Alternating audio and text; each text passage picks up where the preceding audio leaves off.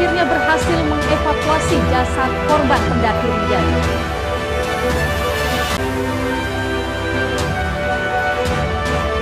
Seorang residivis kasus narkoba kembali ditangkap.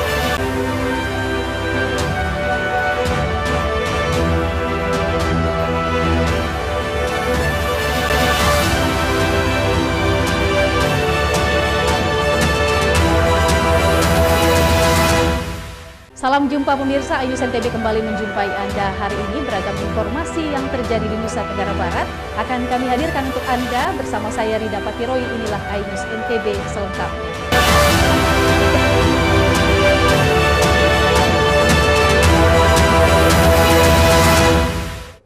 Setelah 2 hari proses evakuasi, tim SAR gabungan akhirnya berhasil mengevakuasi jasad korban pendaki Rinjani asal Jakarta, Kaifat Raffi Mubarok. Proses evakuasi berlangsung dramatis.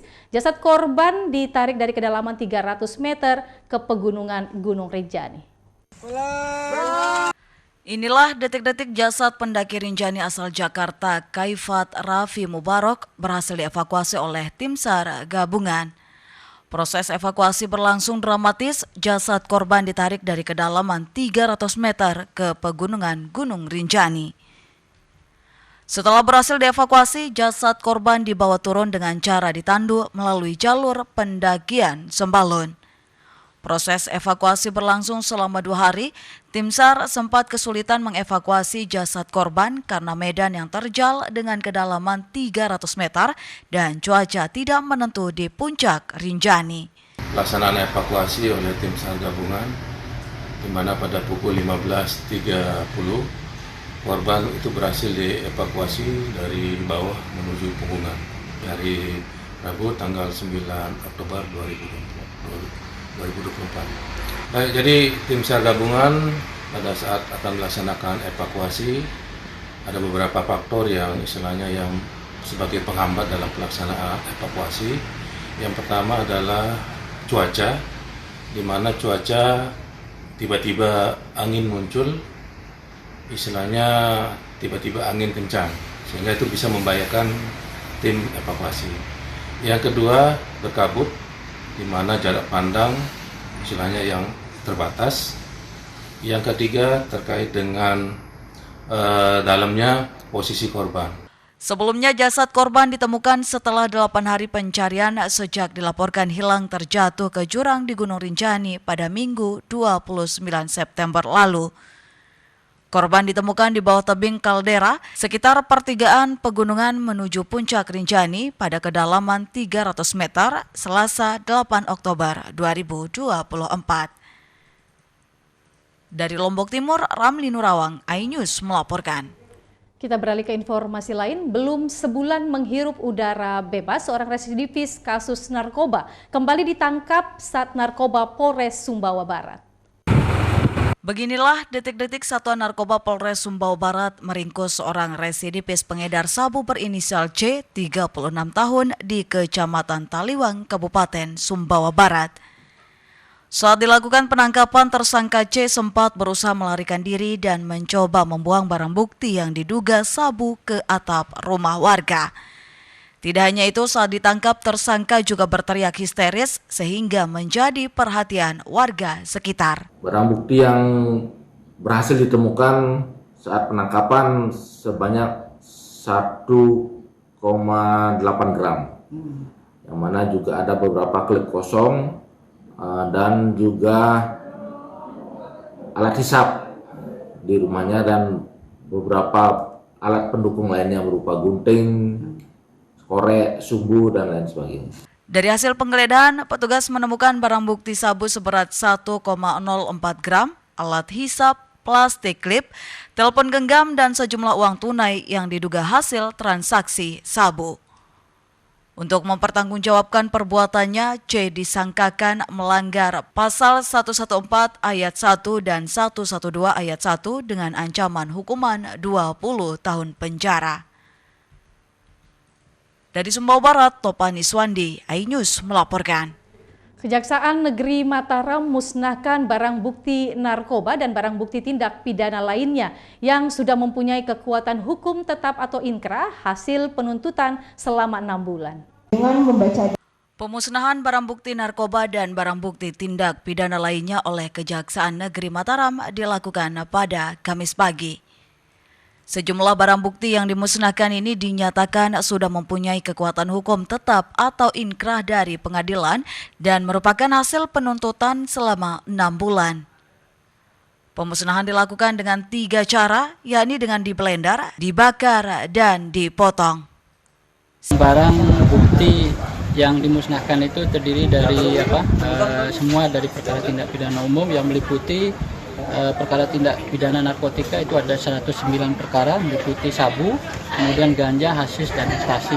Kemudian tindak pidana perjudian 9 perkara, barang buktinya berupa ballpoint, kartu dan rekapan togel. Kemudian tindak pidana pencurian 7 perkara, kemudian kesehatan 8 perkara, dari perkara kekerasan senjata tajam 10 perkara, jadi dari perkara pembunuhan dan kekerasan, kemudian tindak pidana asusila 15 perkara. Adapun rincian barang bukti yang dimusnahkan untuk narkoba berupa sabu 56 gram lebih, 1 kilo 8 ons ganja, ekstasi 2 butir, hasis 38,68 gram, tramadol 8.573 butir, triexpenidil 10.818 butir, alat kesehatan 20 buah, senjata, senapan angin dan senjata api rakitan 2 pucuk, peluru 4 buah, pedang dan pisau 8 buah. Dari Mataram, Hari Kasidi, iNews melaporkan. Pemirsa, kami akan kembali hadir dengan informasi lain. Usai jeda pariwara berikut, tetap bergabung bersama kami.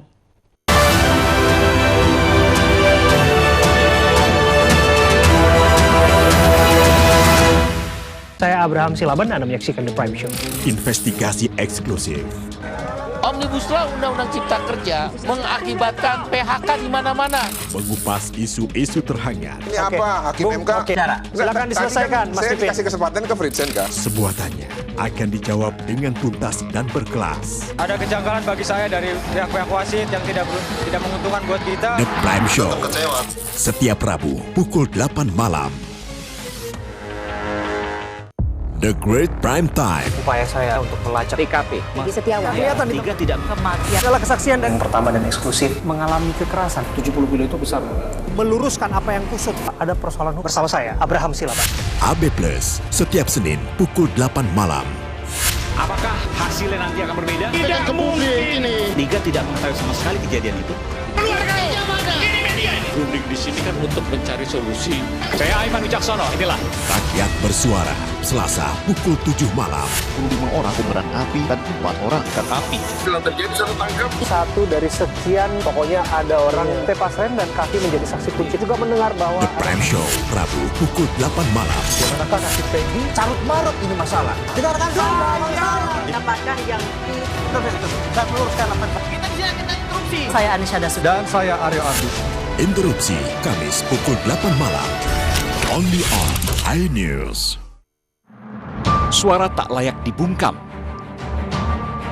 Intelektualitas perlu diuji. Integritas butuh konsistensi demi demokrasi yang hakiki. Suarakan kejujuran demi keadilan menuju kebenaran. Saya Aiman Wicaksono, saatnya rakyat bersuara. Bagaimana kemudian peta politik ke depan? Berhentikan dia, karena saya ingin ngomong. Saya Aiman Wicaksono, inilah rakyat bersuara. Ungkap tuntas berbagai permasalahan terkini. tidak boleh ada kotak kosong. Tidak ada masalah. Itu menurut saya hal yang biasa. Ya dimunculkan lagi orang-orang yang bermutu. Bahwa Anies ini akan Anda jadi orang. Rakyat Bersuara, Selasa pukul 7 malam. Live di iNews. Money Weekendmu bersama program kuliner spesial. Kalaparan, eksplor gokil wisata kuliner. Tempat makan yang jarang terekspos. Food Diary, mengupas sejarah kuliner, hidangan viral dari Nusantara sampai mancanegara. Mantep banget, mantep banget. Saksikan Kuliner Special Weekend, Sabtu dan Minggu pukul 10 pagi di iNews. Inilah Interupsi. Mempertanyakan rasa keadilan, Demokrasi negeri kini diuji. Pertanyaannya, ada apa? kebenaran, keberanian, dan kejujuran. Ini persoalan serius ini. Demokrasi itu kan tentang keberagaman pilihan. Menggagas kata, buat saya ada sesuatu yang menarik. mengungkap fakta. Kualitas demokrasinya terjaga. Saatnya kita bicara. Bisa dibuktikan ya, walaupun agak juga kita masuk ke yang 30 tahun nanti kali ya. Interupsi hanya di iNews. Tahapan Pilkada 2024.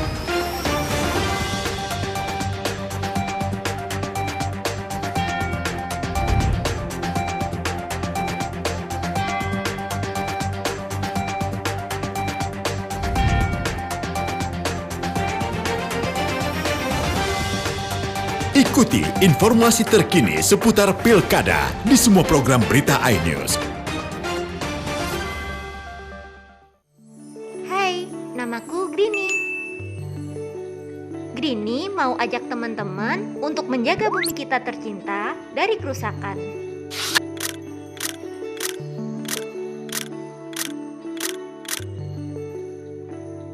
Mau tahu gimana caranya? Yuk, hemat energi teman-teman.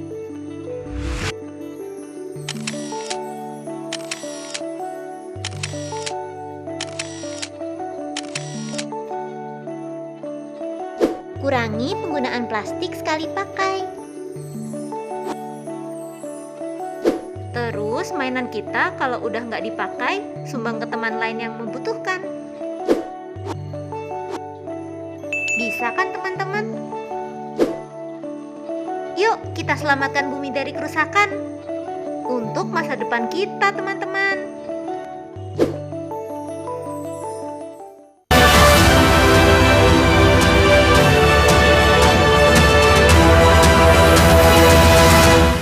Terima kasih pemirsa, Anda masih bergabung bersama kami. Petani di Desa Jelantik, Lombok Tengah keluhkan keterlambatan penyuplaian air irigasi. Hal ini pun disebabkan kekeringan pada lahan pertanian dan membuat tanaman padi terancam gagal. Petani di Dusun Setumbak, Desa Jelantik, Kecamatan Jonggat, Lombok Tengah mengeluhkan keterlambatan suplai air irigasi untuk mengairi tanaman padi mereka.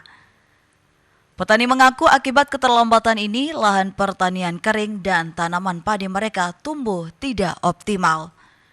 Pasalnya penyuplaian air irigasi terakhir kali dilakukan sejak 2 bulan yang lalu dan kini baru didatangkan kembali.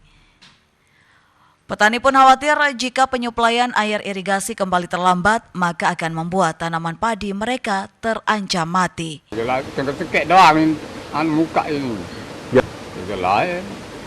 Mau melaju ke dowo nanti mau malik. Ini malik datang ke mau malik masa pengen geru. Sementara itu pemerintah Kabupaten Lombok Tengah mengklaim bahwa kebutuhan air irigasi sudah dipetakan, namun karena ada pelanggaran pola tanam petani pada musim tanam ketiga membuat Pemda harus membagi air secara merata. Pemda pun meminta agar petani dapat menaati aturan, yakni tidak menanam padi di musim kemarau untuk wilayah yang terdampak kekeringan. GWS juga hadir yang menghitung berapa perkiraan volume air, berapa perkiraan hujan di tahun mendatang setiap musimnya itu sudah dipetakan semua. Sehingga kita berani menanam padi pada musim pertama sekian. Biasanya semua tanam padi, musim kedua sekian. Dari Lombok Tengah, Emma Widiawati, iNews melaporkan. Kita beralih ke informasi lain, Desa Wisata Bonjeruk, Kecamatan Jonggat, Kabupaten Lombok Tengah, memiliki ritual Daus Gong. Tradisi ini merupakan budaya Sasak yang kaya dan unik yang menggabungkan antara tradisi kuno dan warisan sejarah Belanda yang masih sangat terjaga. Tradisi Daus Gong ini merupakan salah satu warisan budaya Sasak yang kaya dan unik yang menggabungkan tradisi kuno, keberagaman budaya dan warisan sejarah Belanda yang masih terjaga. Diiringi oleh gendang bele, masyarakat Bonjeruk memulai prosesi dengan berjalan kaki membawa seserahan seperti pesaji, penamat menuju Bun Mertak atau buah sumber mata air kuno yang dikelilingi oleh 2 pohon beringin purba. Sesampainya di Bun Mertak, pemangku adat kemudian memimpin ritual dengan memanterai air, memandikan seekor ayam putih dan sebilah keris yang dimaknai sebagai simbolis dalam membersihkan dan menyucikan budaya serta menerima berkah yang mengalir melalui air suci. Kemudian barisan pemain gendang bele mengelilingi kedua pohon beringin tersebut sebanyak 9 kali sambil terus menabuh gendang dan gong. Hal ini melambangkan keharmonisan dan kekuatan budaya yang terus hidup dan berkembang seiring berjalannya waktu. Jadi di Bonjeruk Culture Festival ini salah satu rangkaian acaranya adalah Daus Gong. Daus Gong itu sebenarnya berarti memandikan alat musik. Nah, tujuan dari memandikan alat musik ini adalah mencari keberkahan atau kemajuan dan juga untuk memupuk silaturahmi. Daus Gong ini bertujuan untuk melestarikan dan menyucikan budaya, memperkenalkan keindahan desa wisata Bonjeruk, serta masakan khas Lombok kepada masyarakat luas. Kegiatan Daus Gong sudah dilaksanakan sejak zaman Wali Songo saat alat musik tradisional mulai berkembang. Di Desa Bonjeruk, ritual ini mulai dilaksanakan sejak tahun 1997 saat gong mulai berkembang.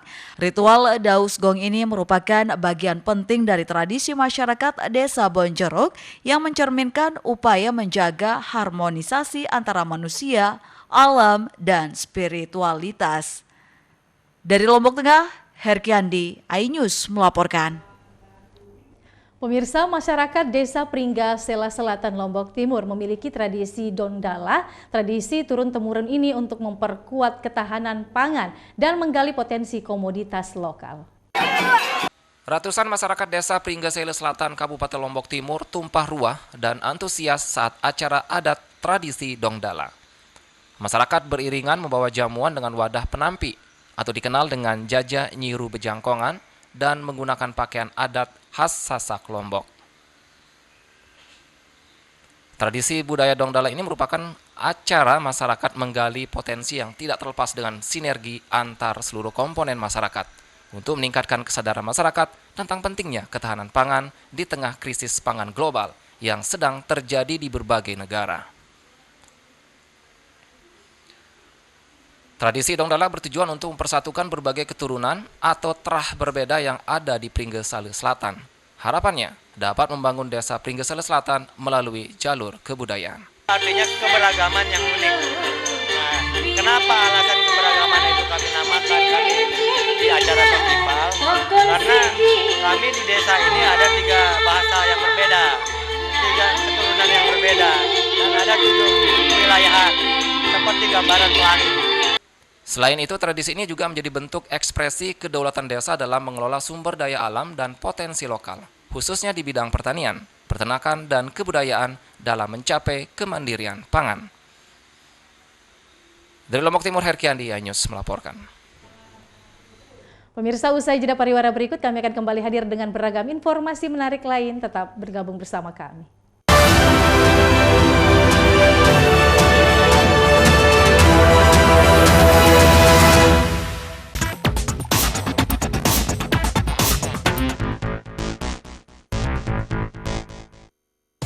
Bau rokok pada mobil pasti menyebalkan.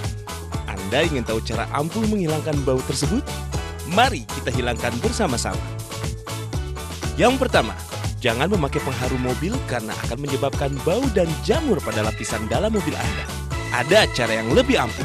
Siapkan 1 mangkok, 2 wadah kecil, 2 handuk kecil, dan vinegar. Tuangkan vinegar secukupnya ke dalam mangkok. Masukkan 2 handuk kecil ke dalam mangkok yang sudah diisi vinegar. Selanjutnya, peras handuk dan simpan kedua handuk tersebut ke dalam wadah yang sudah tersedia. Dan wadah siap digunakan. Letakkan wadah di bawah dashboard dan satunya lagi di bawah jok mobil Anda. Diamkan selama 10 menit dan bau rokok pergi jauh dari mobil Anda. Selamat mencoba dan sampai jumpa. Bagaimana kemudian fakta politik ke depan? Berhentikan dia, karena saya ngomong. Saya Aiman Wicaksono, inilah Rakyat Bersuara. Ungkap tuntas berbagai permasalahan terkini. Tidak boleh ada kotak kosong. Tidak ada masalah. Itu menurut saya hal yang biasa. Dimunculkan lagi orang-orang yang bermutu. Bahwa Anies ini akan jadi orang. Rakyat Bersuara, Selasa pukul 7 malam, live di iNews. Mandi weekendmu bersama program kuliner spesial. Kalaparan, eksplor gokil wisata kuliner. Tempat makan yang jarang terekspos. Food Diary, mengupas sejarah kuliner, hidangan viral dari Nusantara sampai mancanegara. Mantep banget, mantep banget. Saksikan Kuliner Special Weekend, Sabtu dan Minggu pukul 10 pagi di iNews. Tahapan Pilkada 2024.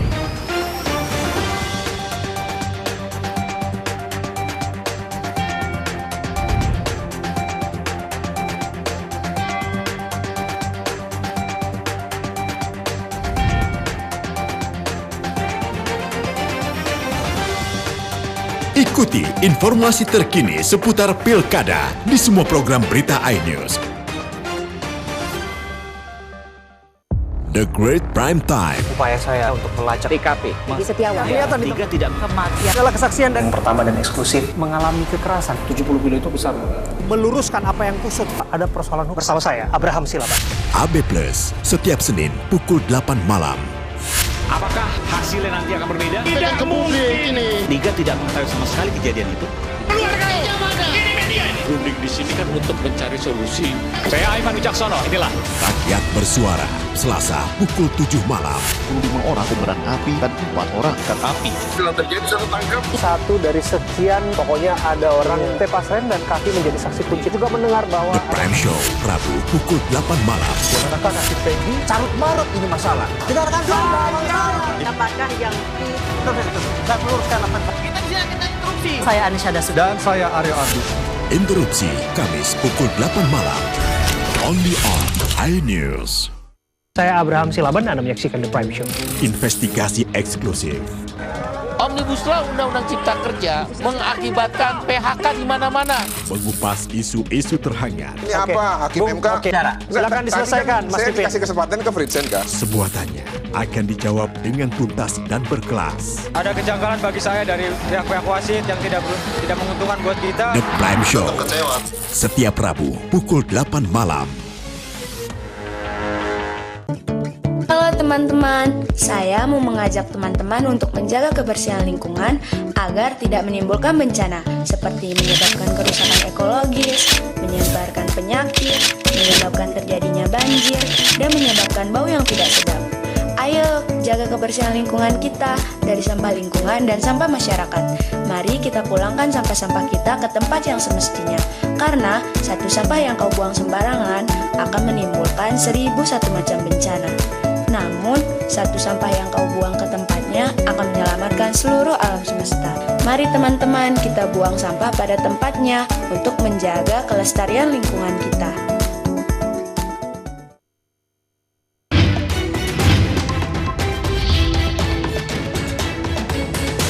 Kawal Pilkada 2024, Senin sampai Jumat pukul 12:30 siang, live di iNews.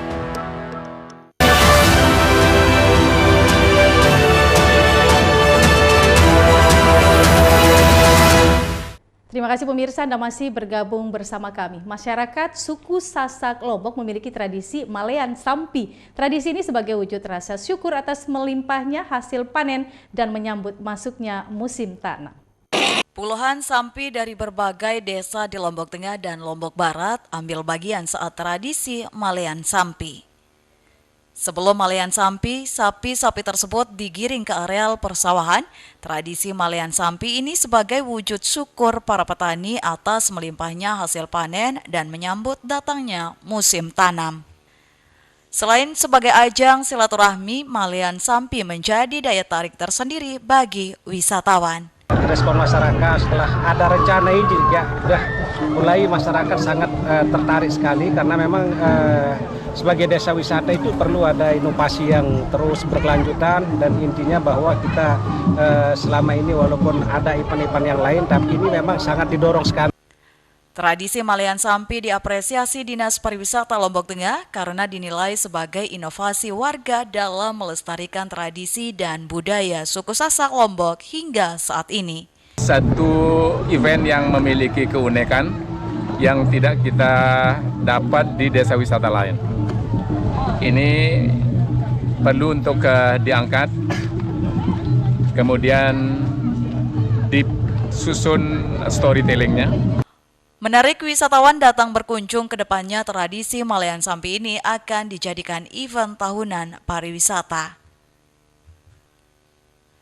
Dari Lombok Tengah, Herkiandi, iNews melaporkan.